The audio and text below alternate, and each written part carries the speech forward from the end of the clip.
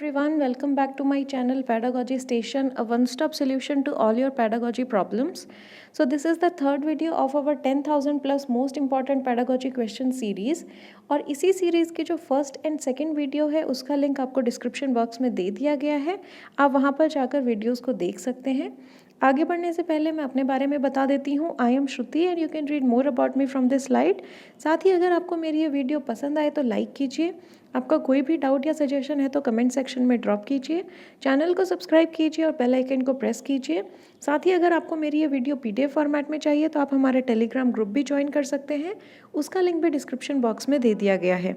Okay, so let's start today's video with question number 41 because question number 1 to 40 हमने video 1 and video 2 में cover कर लिए हैं। So we will start with question number 41. Okay, so question number 41 is an evaluation which is formative focuses on.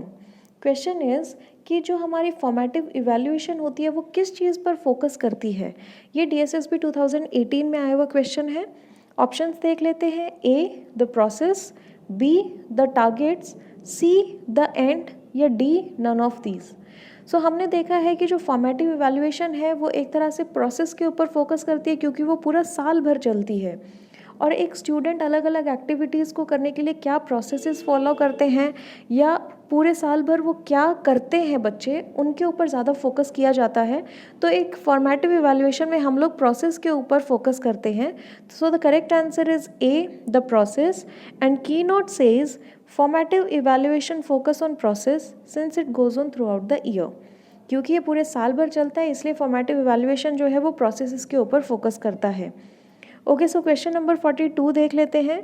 The stage in which a child begins to think logically about objects and events is called.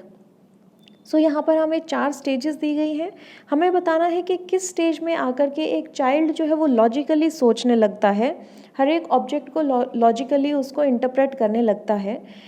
Options देख लेते हैं। A sensory motor stage, B formal operational stage, C pre operational stage या D concrete operational stage.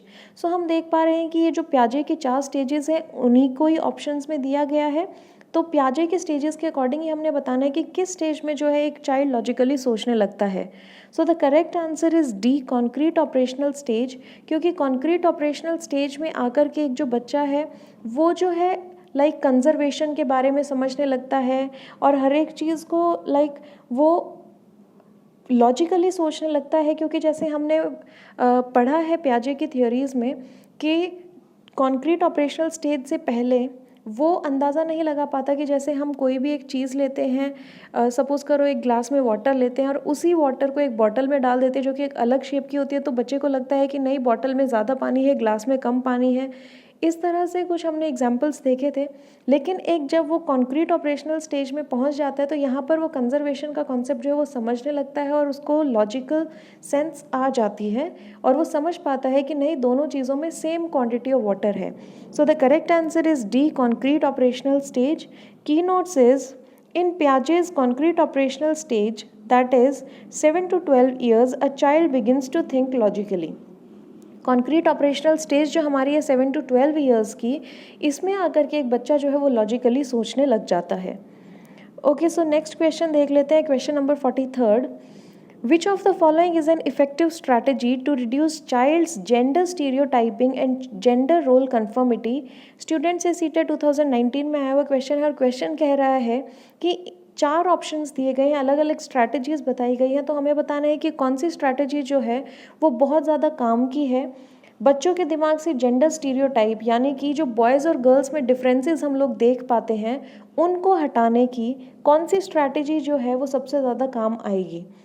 Options is A discussion about gender bias, B emphasizing gender specific roles, C gender segregated play groups या D gender segregated seating arrangement. So A is कि जो gender bias है कि क्यों इतना difference है girls और boys में और ये नहीं होना चाहिए उसके बारे में डिस्कशन करके।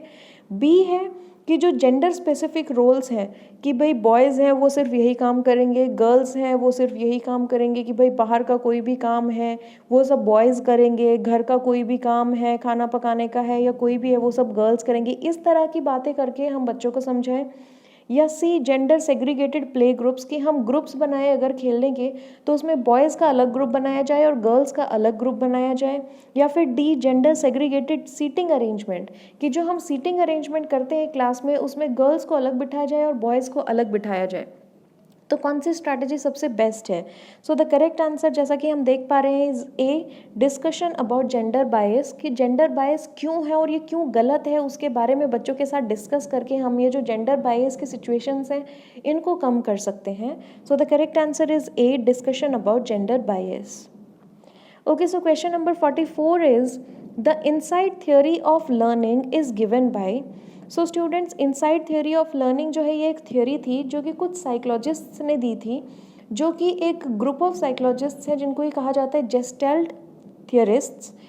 उनमें जैसे हमारे कोहलर है, कोफका है, इस तरह के theorists थे जिन्होंने insight theory of learning दी थी। So the correct answer is C gestalt theorists, क्योंकि उन्होंने ही इनसाइट थियोरी ऑफ लर्निंग दी थी। So option C that is gestalt theorists is the correct answer. And key notes is gestalt theorists include Kohler, Koffka and Wertheimer. ये 3 psychologist थे जो कि जेस्टल्ट थियरिस्ट्स के नाम से जाने जाते हैं जिन्होंने इनसाइट थियोरी ऑफ लर्निंग दी थी। So the correct answer is C gestalt theorists. Okay, question number 45 is micro teaching is, आपको बताना है कि माइक्रो टीचिंग क्या होती है और ये KVS 2017 में आया हुआ क्वेश्चन है। ऑप्शंस देख लेते हैं। A teaching at micro level, एक छोटे लेवल पर पढ़ाना ही माइक्रो टीचिंग है। B practising different teaching skills, की अलग अलग टीचिंग स्किल्स को प्रैक्टिस करना माइक्रो टीचिंग है। C providing detailed explanation of concepts and principles, की जो कॉन्सेप्ट्स हैं या जो प्रिंसिपल्स हैं उनका डिटेल में एक्सप्लेनेशन देना माइक्रो टीचिंग है। या फिर D teaching micro concepts of the subject, की कोई भी सब्जेक्ट के बहुत छोटे छोटे टॉपिक्स लेकर के उनको समझाना माइक्रो टीचिंग है।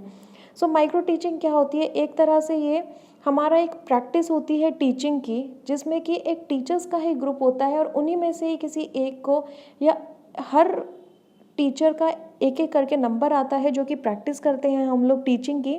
सो that is the correct answer, that is B practising different teaching skills, कि टीचर्स का ये ग्रुप होता है और वही अलग अलग जो टीचिंग स्किल्स होती हैं उनकी प्रैक्टिस करते हैं और एक एक करके हर एक टीचर का नंबर आता है। So the correct answer is B, that is practicing different teaching skills. Okay, so question number 46 is in which of the following stages do children become active members of their peer group, कि कौन सी stage में आकर के जो एक बच्चा है वो अपने पीयर ग्रुप का एक एक्टिव मेंबर बन जाता है, कि उसको ये लगता है कि हाँ इस ग्रुप में मैं भी हूँ या मेरी भी कोई पहचान है। तो कौन सी एज में आकर के एक बच्चा जो है वो अपने पीयर ग्रुप का एक एक्टिव मेंबर बन जाता है? ऑप्शंस देख लेते हैं। ए एडोलेसेंस, बी अडल्टहुड, सी चाइल्डहुड या फिर D early childhood. So the correct answer is A adolescence, क्योंकि एडोलेसेंस में आकर के एक बच्चा जो है वो अपनी पहचान बनाना चाहता है, अपने दोस्तों के बीच में अपने आप को दिखाना चाहता है। So the correct answer is A adolescence, क्योंकि इसी स्टेज में आकर के एक बच्चा जो है वो अपने पीयर ग्रुप में हाईलाइट होना पसंद करता है। Okay, so question number 47 is What is the relevance of behavior modification approach in classroom teaching? कि जो behavior modification approach है एक क्लास में जब हम behavior modification approach को यूज़ करते हैं वो हम क्यों यूज़ करते हैं? ये DSSB 2019 में आया हुआ क्वेश्चन है और यहाँ पर 2 स्टेटमेंट्स दी गई हैं, तो आपको बताना है कि कौन सी स्टेटमेंट ट्रू है। First is repetition without reinforcement does not enhance learning, कि आप बच्चों को बोलो कि एक चीज़ को बार बार रिपीट करते रहो लेकिन बदले में बच्चों को कोई रीइंफोर्समेंट ना मिले, उनको पीछे से कोई शाबाशी ना मिले, तो क्या उस रिपीटिशन का कोई फ़ायदा है? Second, punishment is not very effective for eliminating undesirable behaviour, कि अगर हमने कोई ऐसा बिहेवियर बच्चे में से हटाना है जो कि अनडिज़ायरेबल है, जो कि उस बच्चे में नहीं होना चाहिए, उसके लिए हम बच्चे को पनिशमेंट दें। तो दोनों ही जो है वो हमारे करेक्ट हैं। So the answer is D, both 1 and 2, क्योंकि दोनों ही स्टेटमेंट्स करेक्ट हैं कि पनिशमेंट जो है वो कभी भी एक गलत बिहेवियर को ठीक नहीं कर सकती है, और फर्स्ट भी ठीक है कि अगर एक बच्चा बार बार रिपीटिशन कर रहा है और उसको रीइंफोर्समेंट नहीं मिल रही है तो वो किसी काम की नहीं है वो learning. So both 1 and 2 are correct. So option D, that is both 1 and 2 is the correct option. Okay, so question number 48 देख लेते हैं। Dash is considered as a sign of motivated teaching, कि यहाँ पर 4 ऑप्शन दिए गए हैं, उनमें से कौन सा एक साइन है जो कि एक मोटिवेटेड टीचिंग का है, कि आप मोटिवेटेड टीचिंग कर रहे हैं, आप बच्चों को मोटिवेट कर रहे हैं कोई काम करने के लिए, तो कौन सा साइन है जो कि बताता है कि आपकी जो टीचिंग है उसमें मोटिवेशन है। A. Remedial work given by the teacher. B. Questioning by students. C. Pin drop silence in the class. या D. Maximum attendance in the class.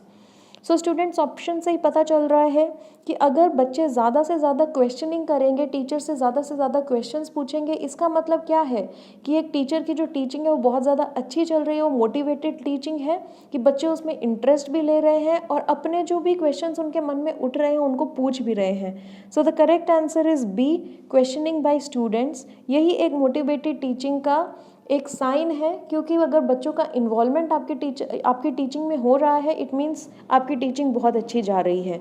So the correct option is B, questioning by students. Okay, question number 49 देख लेते हैं। Which of the following theorists while viewing children as active seekers of knowledge emphasize the influence of social and cultural contents on their thinking? ये CTET 2019 में आया हुआ question है और इसमें कहा गया है कि जब एक बच्चे नॉलेज सीख करने के लिए आते हैं तो कौन से थियरिस्ट हैं, कौन से साइकोलॉजिस्ट हैं जिन्होंने कहा था कि सोसाइटी का और कल्चर का उस बच्चे की नॉलेज के ऊपर बहुत ज़्यादा असर पड़ता है। तो हमें बताना है कि इन चारों में से कौन से वो साइकोलॉजिस्ट थे जिन्होंने सोसाइटी और कल्चर को बहुत ज़्यादा एम्फेसाइज किया था, बहुत ज़्यादा जो सोशल एंड कल्चरल कंटेंट्स हैं उनको बहुत ज़्यादा एम्फेसाइज किया था कि आप एक बच्चा जब नॉलेज ले रहा होता है तो उस पर सोसाइटी और कल्चर का बहुत ज़्यादा असर होता है। सो ऑप्शंस देख लेते हैं। A. John B Watson, B. Lev Vygotsky, C. Gene पियाजे या फिर डी. Lawrence Kohlberg. सो हम सबको पता है कि जो वाइगॉत्स्की की सोशियो कल्चरल थियोरी थी वो वाइगॉत्स्की द्वारा दी गई थी, जिसमें उन्होंने कहा था कि एक सोसाइटी का और एक कल्चर का बहुत ज़्यादा बच्चे पर प्रभाव पड़ता है जब वो नॉलेज ले रहा होता है या जब वो अपने लर्निंग पीरियड में होता है। So the correct answer is B, Lev Vygotsky. Okay, so question number 50 is the social customs, traditions, morals, conventions, skills, etc. that one generation gets from the preceding generation is called. तो हम देख रहे हैं कि यहाँ पर भी एक तरह से हेरिडिटी की बात हो रही है, लेकिन एक सोशल कॉन्टेक्स्ट में बात हो रही है कि जो सोसाइटी के कस्टम्स हैं या ट्रेडिशंस हैं या कन्वेंशंस हैं, मतलब जो भी सोसाइटी के जो भी कल्चरल चीज़ें हैं या जो भी हमारे कस्टम्स हैं, ट्रेडिशंस हैं, वो एक जनरेशन से अगली जनरेशन में, एक सोसाइटी की ही, पूरी सोसाइटी की एक जनरेशन से अगली जनरेशन में जब वो ट्रांसफ़र होती हैं तो उसको क्या कहा जाता है। ऑप्शंस देख लेते हैं। A. Socio economic heredity, B. Social inheritance, C. Social heredity या D. Societal heredity. So the correct option is C, social heredity. जैसे कि क्वेश्चन से ही पता चल रहा है कि हम हेरिडिटी की बात कर रहे हैं और किसके कॉन्सेप्ट कॉन्टेक्स्ट में, सोशल कॉन्टेक्स्ट में। So the correct answer is C, social heredity. Okay, question number 51 is, if any girl child does not come to school regularly, you will. तो ये हमने बताना है कि एक जो लड़की है वो रेगुलरली स्कूल नहीं आती है तो उसके लिए हमें क्या करना चाहिए। ये KVS 2012 में आया हुआ क्वेश्चन है। ऑप्शंस देख लेते हैं। ए. नॉट बॉदर, कि हम परवाह ही नहीं करेंगे कि वो क्यों नहीं आ रही है। B. Struck off her name, कि उसका स्कूल से नाम ही काट देंगे। C. Complain to the principal, कि प्रिंसिपल को उसकी हम शिकायत करेंगे। या D. Meet the parents and encourage them, कि हम उस बच्चे के पेरेंट्स से मिलेंगे और उनको पूछेंगे कि वो क्यों नहीं आ रही है और नहीं आने के कारण जानने के बाद फिर हम उनको बताएंगे कि उस बच्चे को स्कूल भेजो। सो जैसा कि चारों ऑप्शंस में से क्लियरली दिख रहा है कि D, meet the parents and encourage them is the correct answer, कि सबसे ज़्यादा बेनिफिशियल यही होगा कि उस बच्चे के पेरेंट्स से मिला जाए, उनसे कारण जाना जाए और फिर उनको एनकरेज करा जाए कि आप अपने बच्चों को स्कूल भेजें। So D is the correct option. Okay, so question number 52 देख लेते हैं। Which of the following is a popular work by John Dewey published in 1897। So John Dewey एक साइकोलॉजिस्ट थे जिन्होंने काफ़ी सारी बुक्स लिखी थी। तो उन्हीं बुक्स में से आपको बताना है कि 1897 में उनकी कौन सी एक बहुत ज़्यादा पॉपुलर वर्क है जो कि उन्होंने दी थी। ऑप्शंस देख लेते हैं। A. My pedagogic creed, B. The syllabus and the curriculum, C education and thinking and D schools of tomorrow. So ये बहुत सारे एग्जाम्स में पूछा हुआ क्वेश्चन है एंड ये काफ़ी बार क्वेश्चन जो है एग्जाम्स में देखा गया है। So correct option is A my pedagogic creed, जो कि बहुत फेमस वर्क है जॉन डीवी का। कीनोट्स कहता है his other works were school and society, the child and the curriculum etcetera. So ये भी school and society and the child and the curriculum भी जॉन डीवी द्वारा ही दिए गए हैं, लेकिन 1897 में उन्होंने माई पेडागोजिक क्रीड बुक लिखी थी, जिसमें कि उन्होंने अलग अलग चीज़ों के पेडागोजी की अलग अलग चीज़ों के बारे में बताया था। So the correct option is A my pedagogic creed. Okay, so question number 53 देख लेते हैं।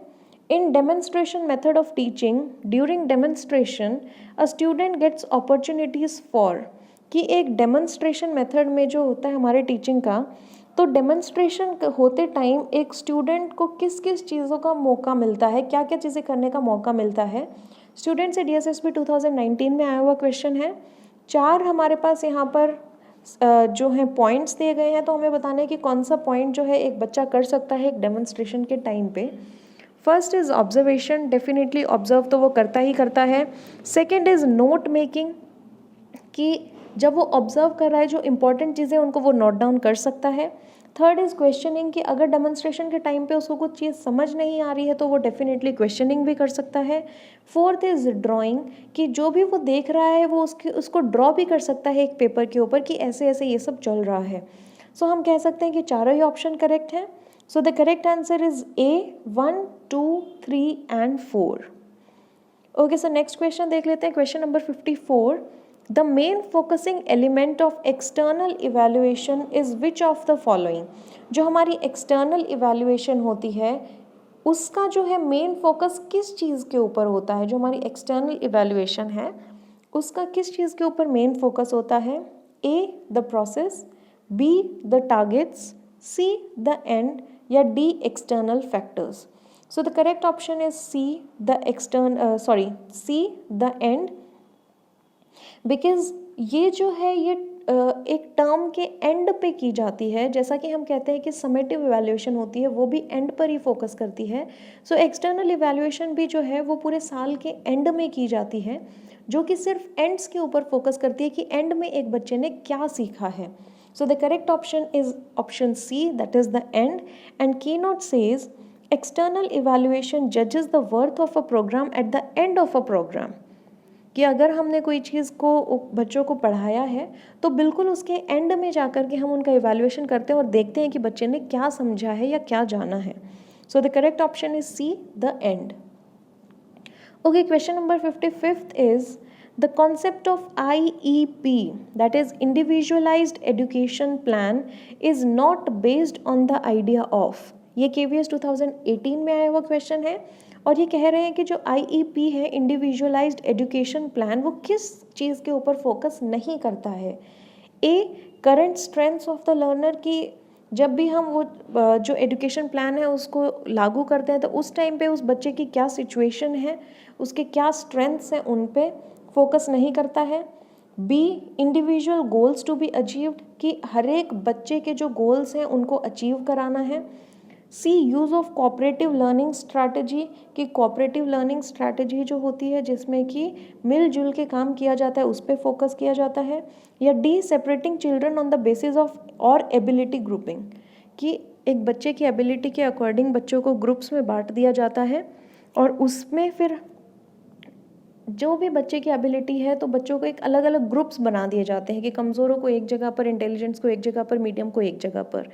सो जैसा कि ऑप्शन से ही पता चल रहा है कि हम अगर बच्चों को अलग अलग कर देंगे तो डेफिनेटली बच्चों में कहीं ना कहीं ये कॉम्प्लेक्स की फीलिंग आती है।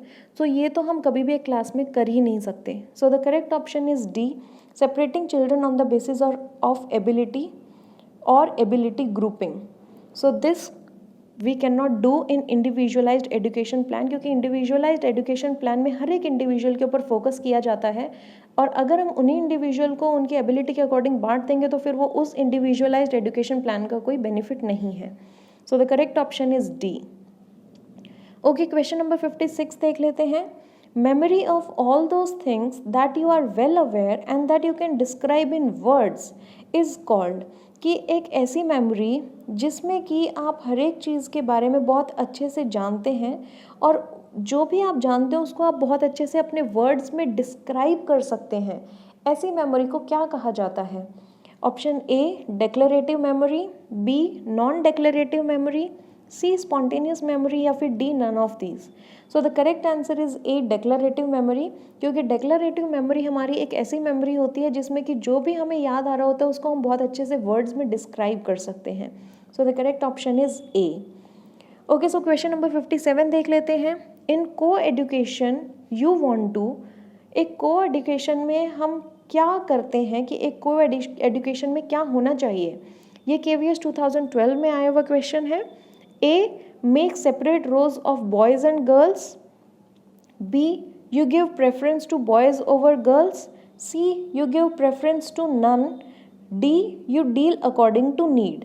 कि ए कहता है कि बॉयज़ और गर्ल्स की अलग अलग रोज बना दी जाए क्लास में, बी है कि हम बॉयज़ को ज़्यादा प्रेफरेंस देंगे गर्ल्स के मुकाबले, C you give preference to none, कि हम ना बॉयज़ को प्रेफरेंस देंगे ना गर्ल्स को प्रेफरेंस देंगे, उनके हाल पर छोड़ देंगे, D you deal according to need, कि जैसी भी ज़रूरत होगी उसके अकॉर्डिंग हम लोग डील करेंगे। सो ऑप्शन से ही पता चल रहा है D is the correct answer, कि अगर बॉय को किसी चीज़ की ज़रूरत है तो हम बॉय के साथ भी डील करेंगे, गर्ल को किसी भी चीज़ की ज़रूरत है तो गर्ल के साथ डील करेंगे, जैसे भी सिचुएशन की ज़रूरतें होंगी उनके अकॉर्डिंगली हम बॉयज़ और गर्ल्स को हैंडल करेंगे। So the correct option is D, you deal according to need. Okay, so question number 58 देख लेते हैं। What pushes an organism towards goal, कि एक ऑर्गेनिज्म को उसके गोल अचीव करने की तरफ क्या वो चीज़ है जो कि उसको पुश करती है, जो कि उसको धक्का देती है कि तो अपने गोल की को अचीव कर? A need, B goal, C drive या D none of these. So the correct option is C drive, क्योंकि ड्राइव एक ऐसी फोर्स है, एक ऐसा पुश है जो कि एक ऑर्गेनिज्म को उसके गोल तक पहुंचाने में मदद करता है। ये एक अंदर से आई हुई ऐसी एक शक्ति है कि उस जो भी ऑर्गेनिज्म है उसका दिमाग या उसका मन इस हिसाब से काम करता है कि उसको अपना गोल अचीव करना ही करना है। So drive it is a kind of feeling. So the correct option is C, and keynote says need leads to drive which is the second stage towards achieving goal. Need, drive and then goal. So need जो है वो drive को जो है need जो है वही lead करती है ड्राइव के लिए। ड्राइव एक अंदर से आई हुई फोर्स है, एक ऐसी ताकत है जो कि हमें गोल तक पहुंचने में मदद करती है। ये एक तरह की फीलिंग है। Drive is the state of arousal produced by need. Drive जो है ये एक तरह का अराउजल है, ये एक तरह के हमारे अंदर उठी हुई शक्ति है जो कि हमें गोल तक पहुँचाने में मदद करती है। So the correct answer is C, drive. Okay, so question number 59 देख लेते हैं। What a child perceives is largely a function of his dash, कि एक बच्चा क्या चीज़ को समझता है ये किस चीज़ का फंक्शन होता है। ये DSSP 2019 में आया हुआ क्वेश्चन है कि एक बच्चा कोई भी चीज़ को अपने अंदर ग्रहण करता है तो वो जो है ये किस चीज़ का फंक्शन है। 3 ऑप्शंस दिए हैं, आपको बताना है कि कौन सा इनमें से ठीक है। First point is previous experiences, बिल्कुल हो सकता है कि जो उसने पहले सीखा है उसी के बेसिस पे उसने कोई नई नॉलेज ली है, so this can be very helpful. Second is assumptions, ये भी हो सकता है क्योंकि एक बच्चा जो है वो अपने माइंड में कोई भी चीज़ को अज्यूम करता है और फिर उसके ऊपर काम करता है और फिर एंड में किसी रिजल्ट पर पहुंचता है, नई चीज़ सीखता है। थर्ड इज़ पर्पसेस, ये तो बिल्कुल डेफिनेटली होगा क्योंकि हम हर एक चीज़ को जब सीखते हैं तो डेफिनेटली उसके पीछे कोई ना कोई पर्पस होता है। हम उस चीज़ को ऐसे ही चलते फिरते नहीं सीख लेते, हर एक चीज़ को सीखने के लिए कोई ना कोई पर्पस होता है माइंड में जिसको कि अचीव करना होता है। So 1, 2 and 3 all 3 are correct. So the correct option is option D, that is 1, 2 and 3। Okay, so last question देख लेते हैं इस वीडियो का। Question number 60। In the process of learning motivation dash, की एक जो प्रोसेस होता है हमारा लर्निंग का, उसमें जो मोटिवेशन है उसका क्या काम होता है। A sharpens the memory of learners, की जो लर्नर्स की मेमोरी है उसको शार्पन करता है, उसको और तेज़ करता है। B creates interest for learning among young learners, कि जो यंग लर्नर्स होते हैं उनमें जो है इंटरेस्ट को क्रिएट करता है लर्निंग के लिए। सी मेक्स लर्नर्स थिंक यूनिडायरेक्शनली, कि एक जो लर्नर है उसको एक ही डायरेक्शन में सोचने का मौका देता है, या D makes a learner uninterested, कि एक लर्नर को अनइंटरेस्टेड बना देता है कि उसको कोई सीखने में इंटरेस्ट नहीं होता है. So the correct answer is B, creates interest for learning among young learners. यही मोटिवेशन का मेन काम होता है कि आप किसी भी बच्चे को मोटिवेट करते हैं तो उसके पीछे सिर्फ एक यही रीज़न होता है कि उस बच्चे का इंटरेस्ट जगाया जाए लर्निंग में. So the correct option is B, creates interest for learning among young learners. Okay, so आज की वीडियो यहीं पर फिनिश होती है. एंड अगर आपको मेरी ये वीडियो पसंद आई है तो लाइक कीजिए. आपको कोई भी डाउट है किसी भी क्वेश्चन में तो आप कमेंट सेक्शन में ड्रॉप कीजिए. चैनल को सब्सक्राइब कीजिए, बेल आइकन को प्रेस कीजिए. साथ ही अगर आपको मेरी ये वीडियो पसंद आई है तो आप हमारा टेलीग्राम ग्रुप ज्वाइन कर सकते हैं, जिसमें कि आप मेरी वीडियो का PDF फॉर्मेट पा सकते हैं. So the link of the Telegram group is given in the description box. So thank you so much for watching my video.